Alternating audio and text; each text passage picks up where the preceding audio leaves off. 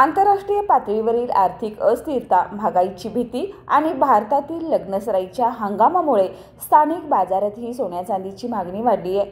या सर्व कारणामुळे सोन्या चांदीचे दर उच्चांक गाठत आहेत। केंद्रीय बजेटनंतरही सोन्या चांदीच्या दरात वाढ सुरूच आहे।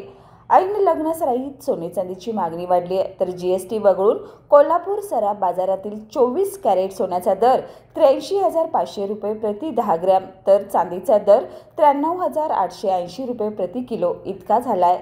सोन्या चांदीच्या दराने नवा विक्रम नोंदवलाय। बाळ, फ्रीजमधून श्रीखंड काढ ना। आम्ही पूर्वी घरीच बनवायचो श्रीखंड, त्याची चवच वेगळी होती। आता काय सगळं रेडीमेड।